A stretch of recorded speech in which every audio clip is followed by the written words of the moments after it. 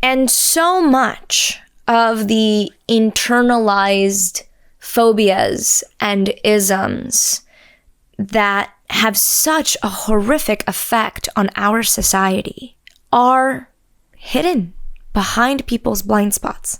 And it leads them to pin the word woke in front of everything that makes them uncomfortable. Hello, and welcome to Embodying Mystical Mac. I'm Mac, and if you are new here, thank you so much for joining. If you are returning, words, thank you so much for coming back. Today we have kind of a loaded topic, and I'm just gonna get right into it. Yeah, I mean, the title is probably pretty suggestive, right? Is it anti-woke or downright regressionist? I might take out the downright part. Might be a little heavy-handed, but I may keep it also, because I kind of like the way it looks. Anyway, I've wanted to make this video for a little bit now, and this is one of the videos / podcast episodes that literally weighs on my soul until I make it. There's no other way for me to explain the feeling. That's just how it feels. It weighs on my soul. It's almost like this information, in the way that I'm going to present it, has to leave me and go towards, what I've chosen as a vehicle for impacting this world in my own unique way, which is this channel and my podcast. And this spark of inspiration, you could call it, to make this episode / video came from my observation that it really does seem that every single time, I'm just going to use Disney as an example because they are kind of who people have gotten all up in arms against. First for Ariel, Halle Bailey being cast. Now for whoever, I don't know who the actress is, but whoever is cast as Tinkerbell. And for them including Lost Girls. And even for shows like The Wheel of Time, and for movies and shows like the MCU movies and Disney Plus shows. A lot of the hate against these pieces of media, Rings of Power is another one, has been some version of, woke BS is ruining the world, is ruining media, is ruining our children, is ruining insert thing here.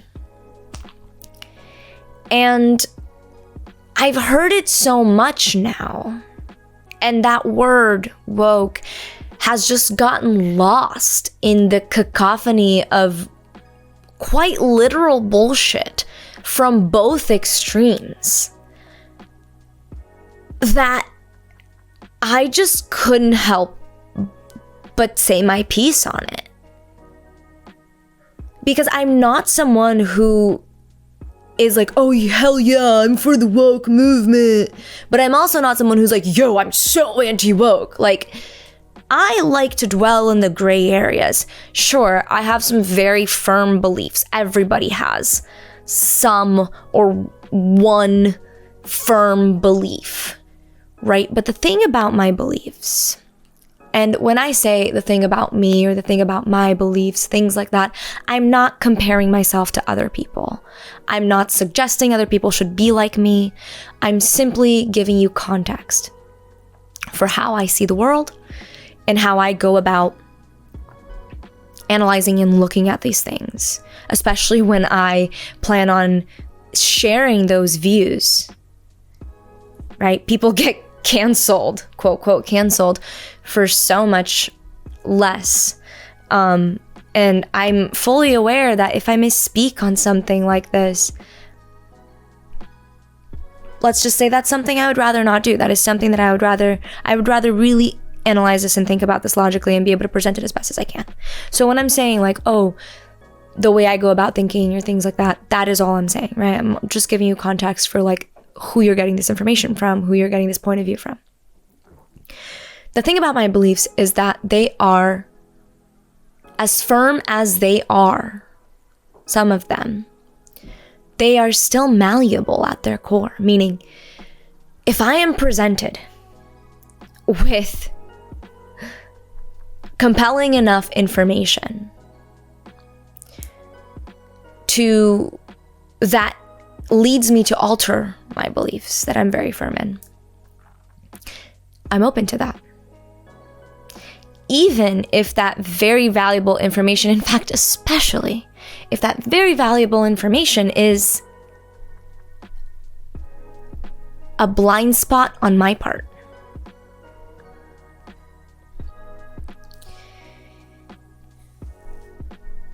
And so much of the internalized phobias and isms that have such a horrific effect on our society are hidden behind people's blind spots. And it leads them to pin the word woke in front of everything that makes them uncomfortable. Or in the left's case, the extreme left's case,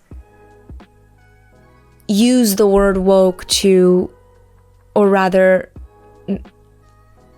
woke terms to belittle others and shield themselves, even when others are simply asking questions about said extremists' beliefs.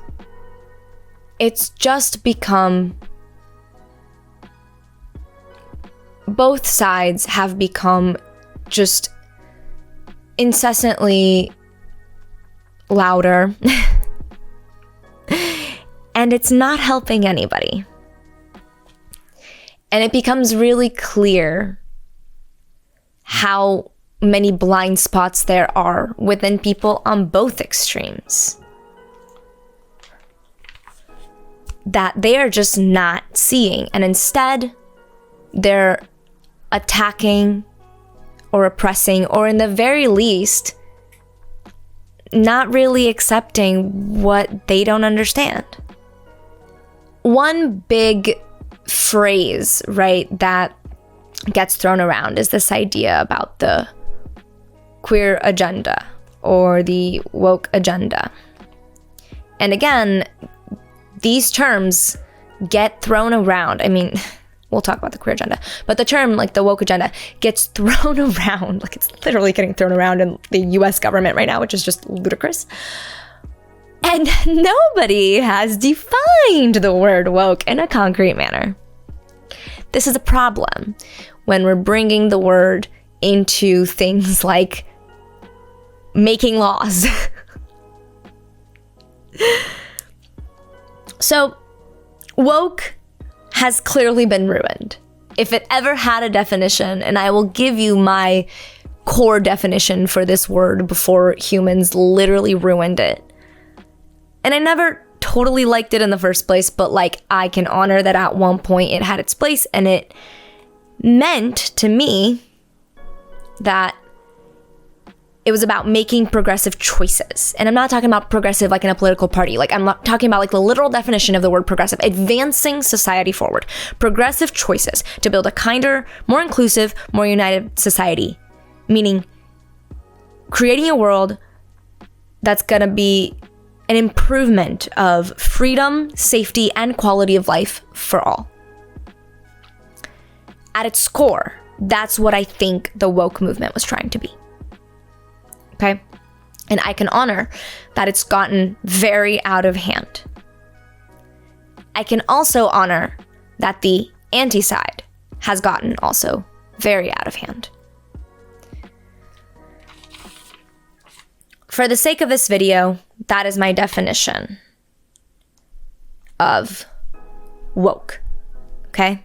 I've disclaimed a million times that I totally understand the extremists have gotten out of hand. And there are people who use the terms and use the movement in ways that is absolutely not helpful to society or anyone. Like trying to attack people when they're just trying to ask questions about their beliefs, right? When they're just trying to understand those kinds of situations. People who don't want to see their isms and phobias are going to act that way regardless of what they believe. So, for anybody who wants to like attack me and be like, oh, well, you're just woke yourself. Like, no. Because that movement has been ruined. And no, I'm not going to say that I am. I am going to say, though, that removing woke completely out of the equation, because that word was also essentially concocted, right? Like, the term was meant to be akin to awakening, like becoming more enlightened.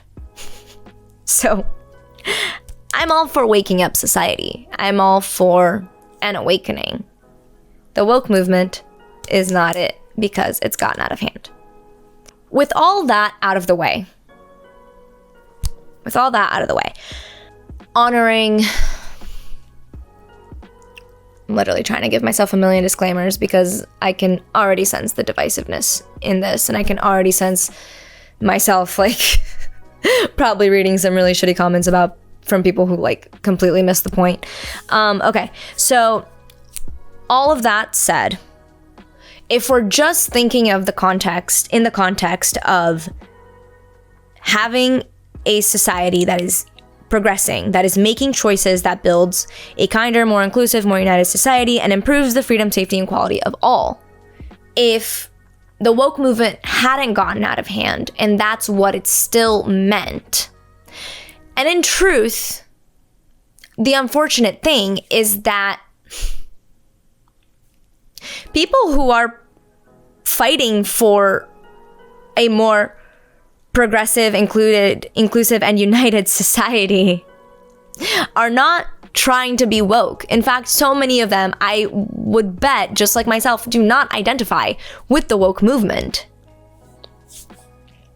However, the anti-woke extremist side insists on attacking choices made by media, by government, insert thing here, that cater to that philosophy of creating a more progressive, inclusive, and united society, and labeling it as woke, labeling it as a woke agenda.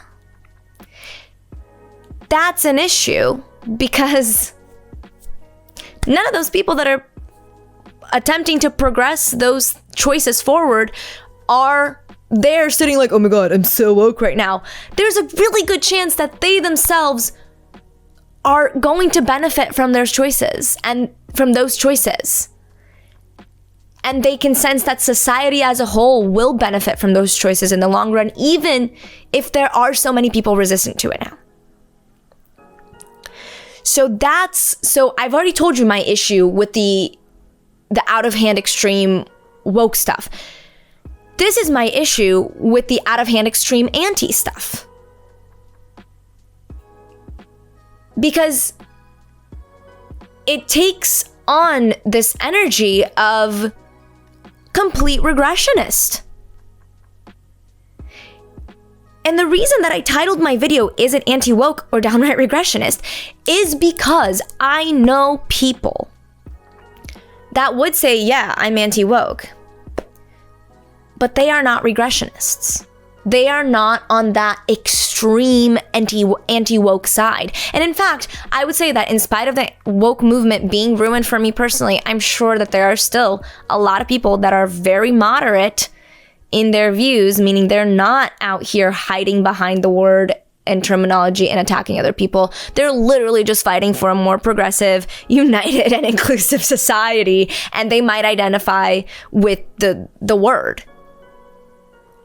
But they are not the problem. Just like people that might identify with the term anti-woke may not be the extreme and therefore are not the problem, right? So I'm talking about both extremes here.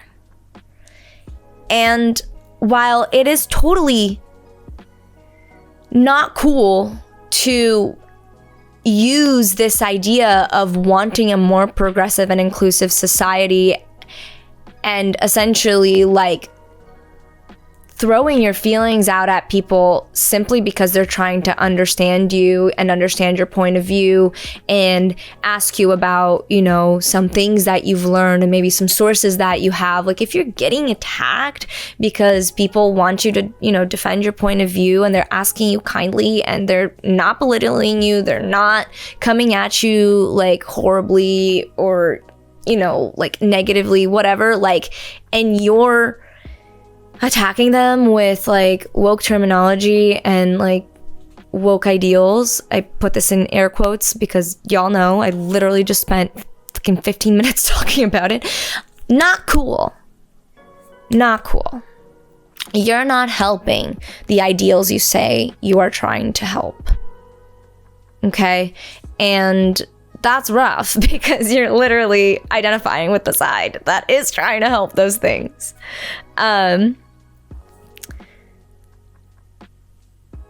The other side of it is just as frustrating, though.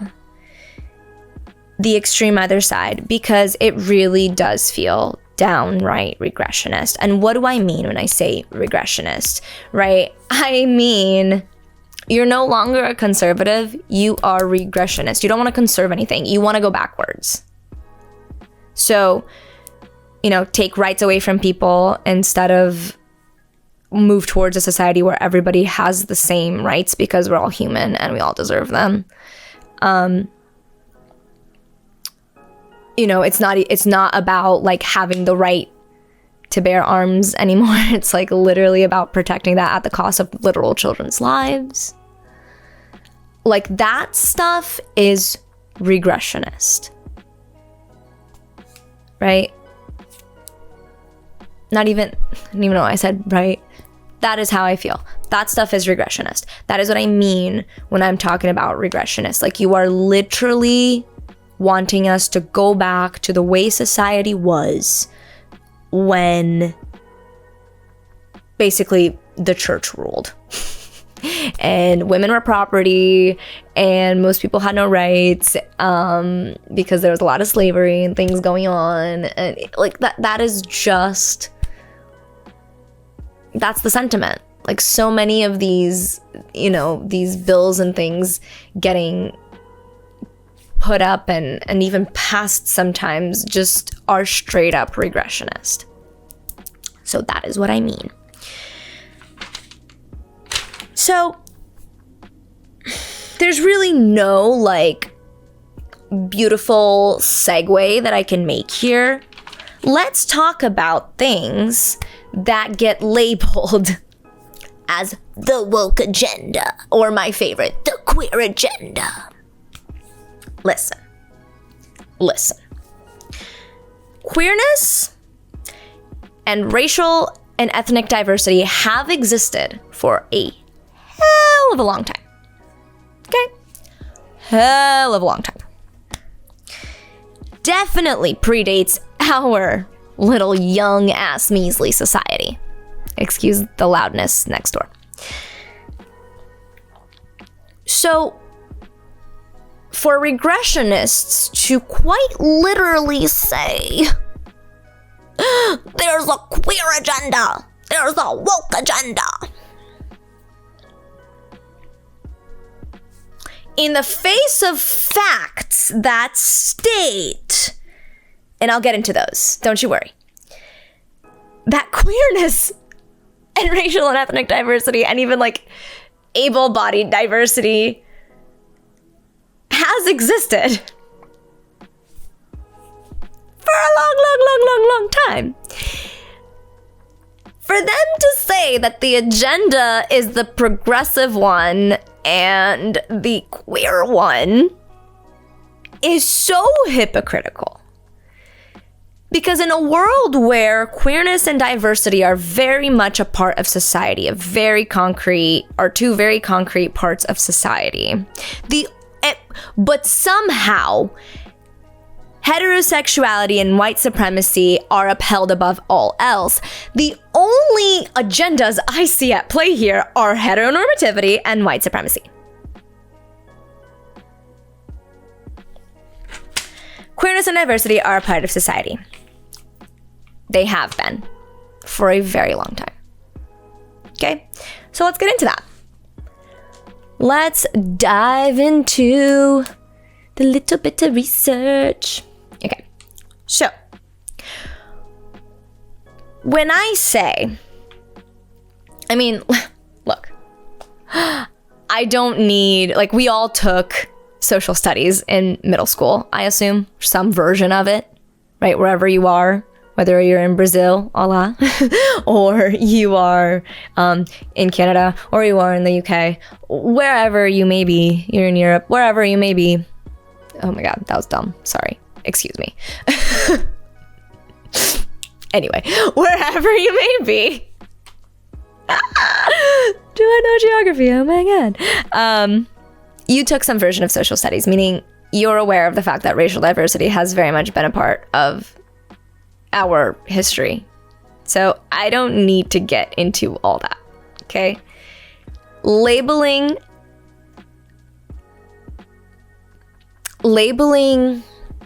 diversity, meaning ethnic diversity, being added where originally there wasn't any, as just some woke BS, when our world has been severely skewed towards whites.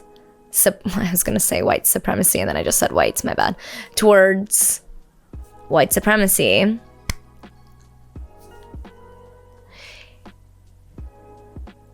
It's just very short-sighted and small-minded, in my humble opinion. Because if our world was accurately represented in the stories of the past, in the stories told by people of the past, we wouldn't really need to put diversity anywhere to make our media better represent our society as a whole. That just wouldn't be necessary, because we would have stories from plenty of Black people, and we would have stories from plenty of European people, and, you know, meaning Caucasian white people. You would have stories from many indigenous people, but that is just not how our world has gone. And in fact, so many authors in the past, either, some women waited until they were dead, basically, or went under some sort of initials, right? Some sort of pseudonym, because they knew that they wouldn't get published because they're women. And let's not even get into the intersectionality of it all, in the sense that, again, only white people got to publish. And then when you think about all of the other, restrictions on everybody else, it's only, white cis men got to publish. So it's not that adding diversity frivolously doesn't exist. And when that does happen, and it does significantly alter the story in a negative way, meaning it takes away from the story objectively. If a story analyst would look at it, they would say, oh, changing the way this person is in that way is actually objectively going to take away from the message of your story. That is what I mean. Not talking about people's subjective perspectives. There we go. When those things are done, when diversity is added in that way, obviously, yeah, that's an issue. That's not cool. That sucks. Don't detract from the story just to add in some diversity. But when there's no bearing on the plot whatsoever, when it doesn't matter at all, literally objectively, it does not matter, doesn't change the story, it doesn't take away from the message, none of that. To add diversity in there is simply helping our media better represent the society that we actually live in. And to call that just woke BS just seems, or rather just suggests to me, that those people calling it that haven't thought very deeply into any of this. And in fact are probably, they're literally threatened by a mermaid being a different skin color. They're literally threatened by a fairy being a different skin color. Again, if our world wasn't horrifically skewed towards white supremacy for such a long time, there would be no desire, no need, definitely, probably no desire to change things, in works of art of the past. But the fact of the matter is that it is horrifically skewed. And the more choices we make towards inclusion, the closer to equilibrium we come. And if you don't want that, there's some really big blind spots there. And you're definitely on the regressionist end. So that's my thing on the racial diversity, the racial inclusivity stuff. Like, the world we live in is very diverse, and the fact that it's not accurately represented a grand majority of the time, it's much better now, but it's still not accurately represented a grand majority of the time. Even if, say, there's more racial diversity in actors that are given the parts, there's still not a whole lot, if any, racial diversity. Very hard pressed to find gender diversity as well in, say, like directing and writing. So many of the behind the scenes roles are still male led industries, like, and then again, forget the intersectionality of it all when you start to add, race, gender, all that stuff.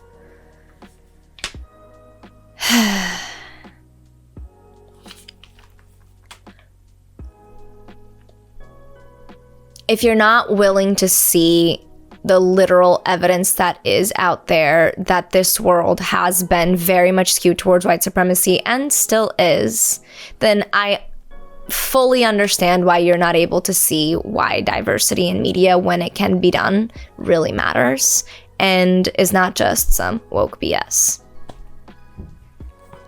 But that's the thing about being regressionist, as well as, being a butthurt woke extremist. Neither are looking at their blind spots. Neither are willing to dive deeper than their hurt feelings.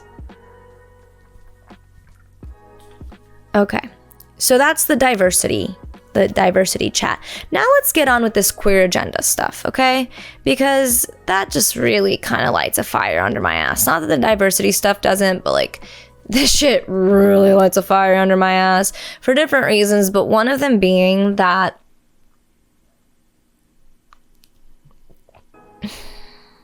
where do I even start? Let's go back to my thesis here.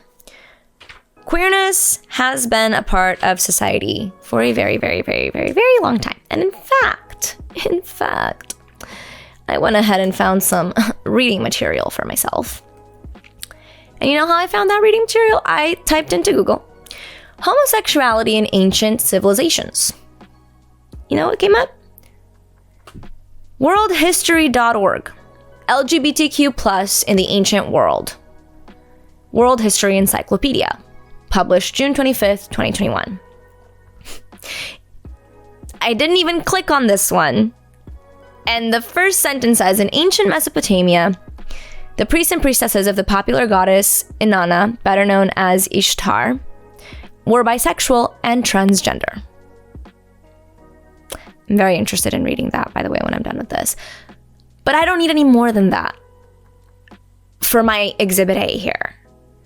The World History Encyclopedia a .org website, right? So this is not commercial. This is not being funded by anybody who has a queer agenda. They're literally here to give out world history. And part of their articles, part of their database, literally has a well-researched article on queerness in the ancient world. So predating colonization, predating Christian missionaries going around and telling everybody what's proper as a human and what's not, because they have some connection to God that nobody else does. Right? Predating. So when I say queerness has been around for a very, very, very long time, since the dawn of humanity. Okay? Let's find another one. Here we go. Let's go towards the Harvard University Press. Homosexuality and Civilization. From Louis Crompton, published in 2006. Again, first line. Ancient Greek culture celebrated same-sex love in history, literature, and art, making high claims for its moral influence. Okay.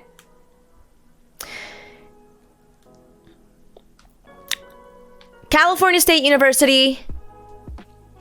Stanislaus? Sorry, I think I'm not pronouncing that right. Please correct me in the comments. First word. This is a .edu website, right? So first word. Cited by 3 people. Cool. In Western society as far back as the ancient Greeks, virtually every civilization has had some record of the presence of homosexuality. That one is titled A Brief History of Western Homosexuality. prismfl.org. Homosexuality in Ancient Europe. Published in 2021. One of the most well-known examples of ancient homosexuality is in ancient Greece. The most common and well-recorded form of homosexuality was ... Okay. And this is interesting. We have a Bible.talk.tv. Homosexuality in the past. Homosexuality was practiced in various forms in many ancient civilizations. It is not possible to trace the roots of its behavior to every nation, but there...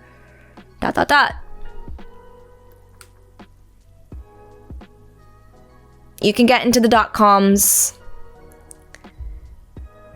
But here is clear proof that people have done research into this and laid it out for you to read.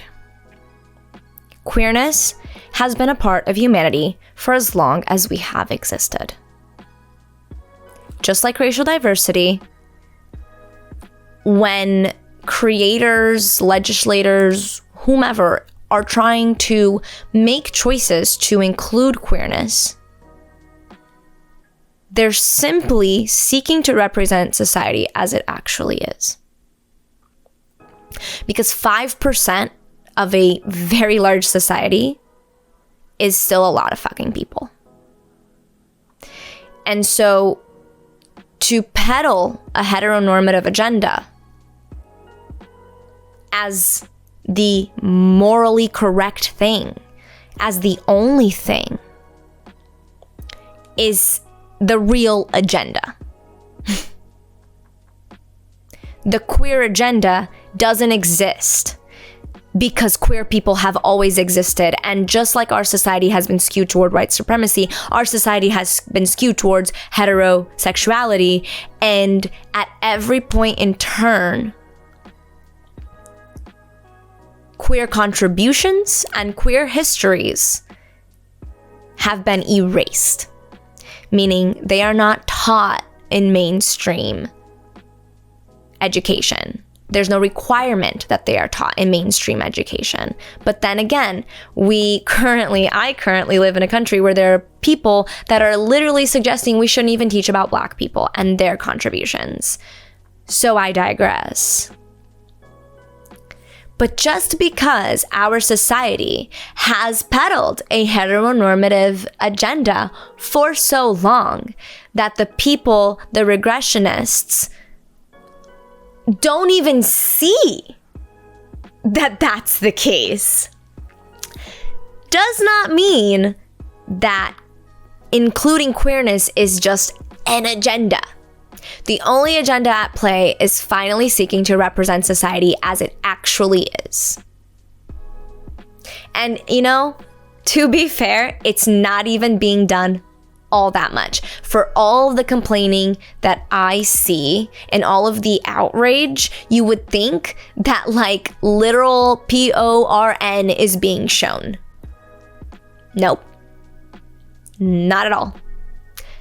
All that's being shown in kids' media is essentially whatever they show with heterosexual parents and heterosexual couples. They're including queer couples every now and then. Not even as fucking often as regressionists like to say it happens.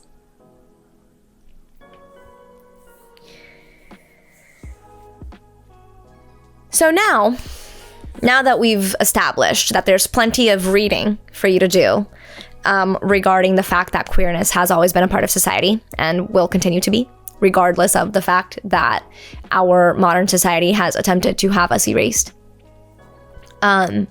we can get into phobias and isms. Because why, right? Why are regressionists so effing threatened? So threatened by progressive and inclusive and uniting ideals. Why? Well, phobias and isms are social constructs, okay? Meaning, clearly, we've gone through this. Ancient Greece had no issue with queerness. They celebrated it. In ancient Egypt, I read a little bit about ancient Egypt, and essentially there was no suggestion that queerness was villainized or punished, right? Ancient Mesopotamia celebrated queerness. So, isn't it so curious that our society seems to have an issue when our ancient ancestors definitely didn't? That's because phobias and isms are social constructs. I found this really interesting article by pbs.org. It's called Hating Gays, an Overview of Scientific Studies. And this is by Gregory M. Herrick. He's a professor of psychology at the University of California, Davis. He received his PhD in social psychology from UC Davis in '83, then was a postdoctoral fellow at Yale University. He co-edited Hate Crimes, Confronting Violence Against Lesbians and Gay Men in 1992, and edited Stigma and Sexual Orientation in '98. And I'm not gonna, read you the entire thing. You can find this on your own if you'd like. But essentially, I do want to read you this one part that's more towards the end here. And then I'll go into it and explain it a little bit more. Whether favorable or unfavorable, symbolic attitudes derive from socialization experiences, past and present. They express values important to one's concept of self, thereby helping individuals to establish their identity and affirm their notion of the sort of person they perceive themselves to be, while simultaneously mediating their relation to other important individuals and reference groups. This is part of an ongoing social dialectic,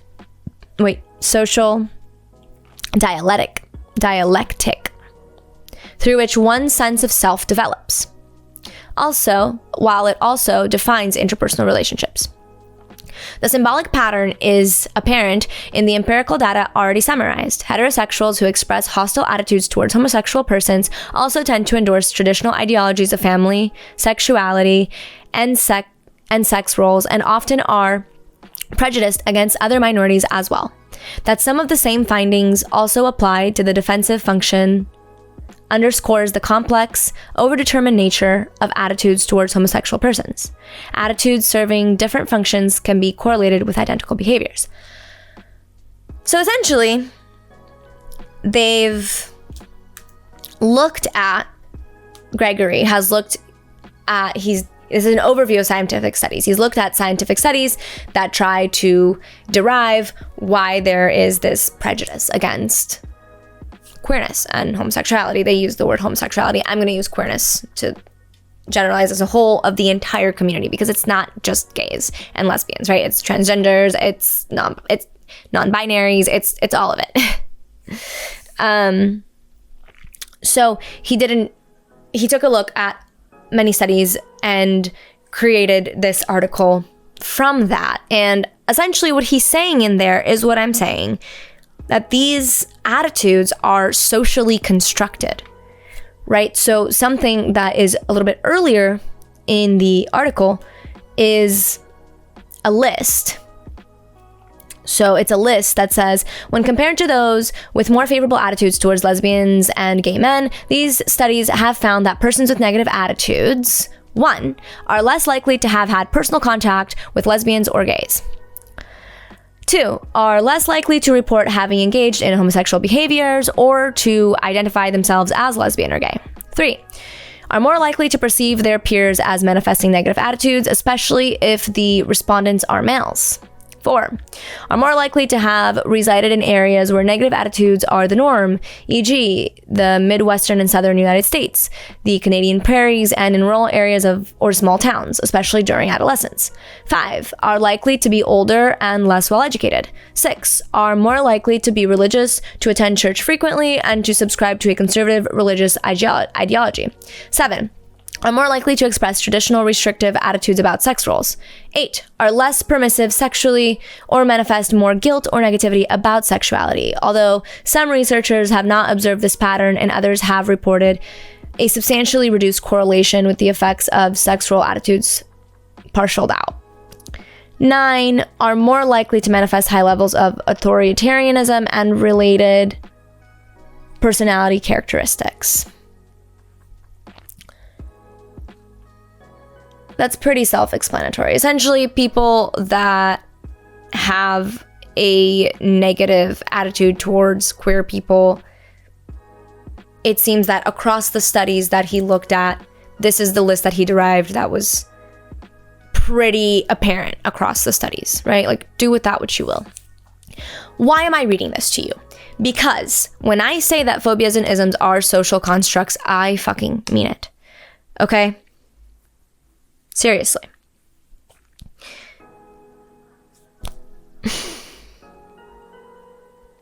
So what now? Wait, before we get to what now. Why? Let's just look at why. Why is our society like this if our ancient ancestors were clearly the opposite? Well, I am not saying that there aren't amazing, accepting, loving Christians out there when I say what I'm about to say. Because I know y'all exist. Trust me, I do. Okay? My grandma's one. Like, real talk. I'm simply... Put it like this. Obviously, there are a lot of incredible white allies to the racial cause, right? That doesn't mean that white supremacy isn't a thing. And so, just because those people are not buying into it and they're choosing to fight it, it doesn't make them not white, right? So when I say one of the correlations from my observation, I don't have an article for you in regards to this. This is just from my observation regarding things that I've read and information that I've consumed over my lifetime.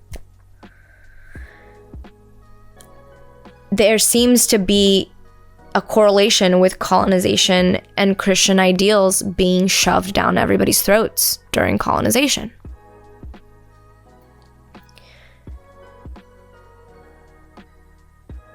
You have the repercussions of those beliefs living in the Hays Code. That code that Hollywood created for itself so that the government wouldn't regulate it, that essentially stated that queer people could only be villains. If queerness was depicted, that those characters needed to die at the end or whatever. They needed to not exist. So everybody knows that queerness is condemned. And just as a whole, didn't allow for normal queer representation. It only allowed for really negative queer representation. Imagine if every character that you could ever relate to in a movie or show was the villain. And then, of course, you have the fact that the DSM, at some point, way too early in our recent history, meaning, shit, I can look this up. Hold on. Hold on. Let's see. Oh my gosh. My editor's gonna have to edit this out. Let's see. Homosexuality removed. Can't believe I didn't look this up before. From DSM. Date. Let's see. Okay. Oh, that's scary. In 1974, the DSM was updated and homosexuality was replaced with a new diagnostic code for individuals distressed by their homosexuality. Distress over one's sexual orientation remained in the manual under different names until DSM-5 in 2013.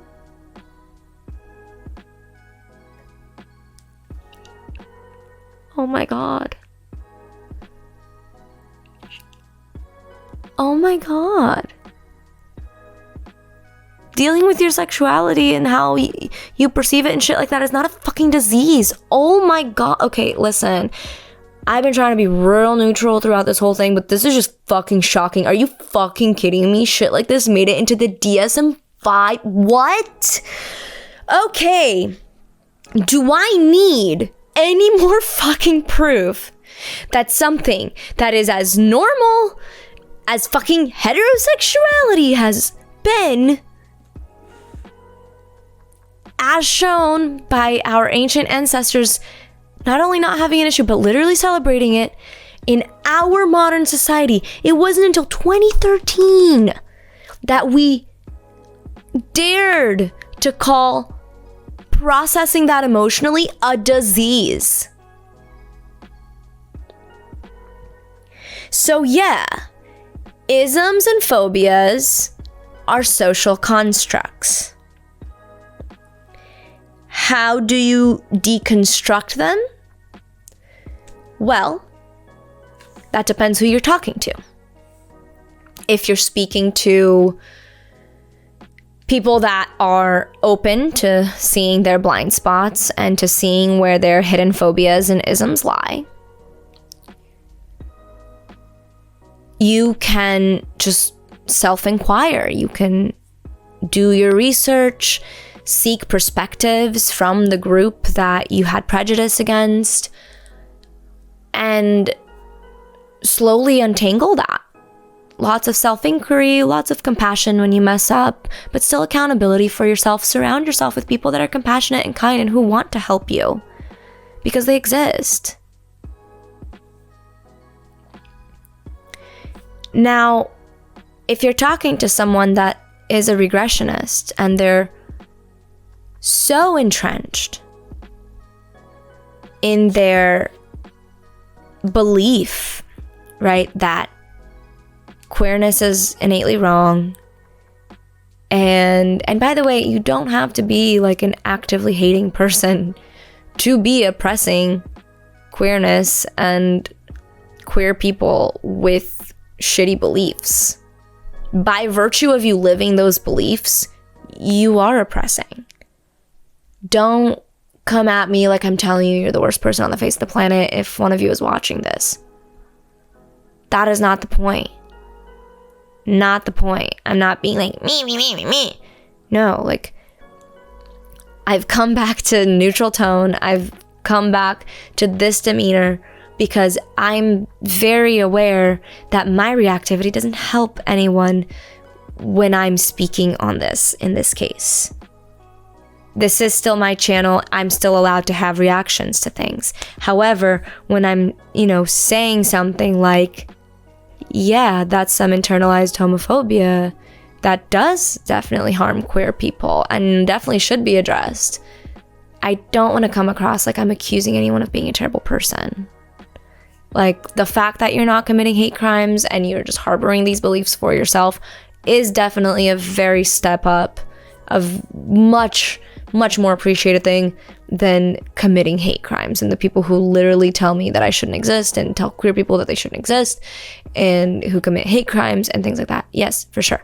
But there's still a road to go to become someone who's creating a net positive effect as opposed to a negative effect, if that makes any sense. I hope it does. You have to want to see that blind spot. And if you're someone who is trying to point out such a blind spot to someone, there's a really good chance they're not going to want to see it. And if that is the case, please protect yourself in that situation. I don't mean like violence or anything like that. Like, don't be talking to people that you think could get violent if you're talking about things like this, because nothing is worth your safety. Nothing. Okay, that is the most important thing. You cannot be here to fight for inclusivity, for kindness, for unity when you're dead and when you're hurt. Okay, so be mindful, be safe, but assuming it is like a physically safe situation, protect your energy, because there's a really good chance that if they don't want to see the isms or the phobias, they're not going to. The thing about blind spots that we have as people in our psyches and things like that, we have to be the one to shine a flashlight on it. Like, it's almost like you're standing in a dark room with the person that has the blind spot, and that person has a flashlight and they're looking at you, and so their flashlight is facing you and everything you're saying, but your flashlight is facing behind them, right in their blind spot where they literally can't see because they don't have eyes in the back of their head. And you're asking them like, no, please look that way, please look that way, but they refuse. They do not want to look towards the way your light is pointing. Probably, and this is a subconscious thing, this is like a subconscious brain trying to protect self-identity sort of thing, kind of like that article from pbs.org was talking about. In order to point their flashlight towards the thing that you're pointing your flashlight towards, they would have to then become aware of it and see it. And once you see your blind spots, you can't really unsee them.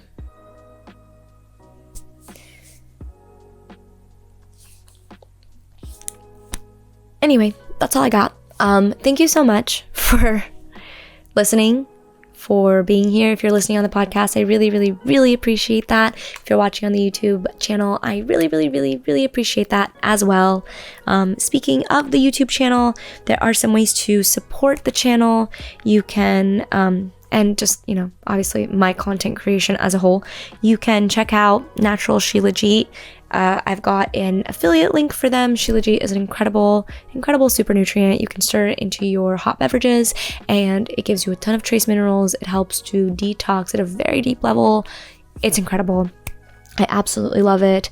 And you can also check out my affiliate my affiliate link for It Just Works deodorant, which is an incredible deodorizing supplement that deodorizes your body from the inside, but it's actually also really helped clear my skin. So yeah, link for that all in the description, be it podcast or YouTube. And then one final way to support the content creation, you can book a tarot reading. I do tarot readings. I charge $40 for a 30-minute 3-card reading. They're typically very extensive and insightful, and if that interests you, go ahead and email me at embodyingmysticalmac@gmail.com. I believe the email is also in the description, and I believe if you go to my Instagram, you'll find it there in my link tree as well. If you have made it thus far, thank you again. Please like the video, really helps me out. Please subscribe. I would love to see you again.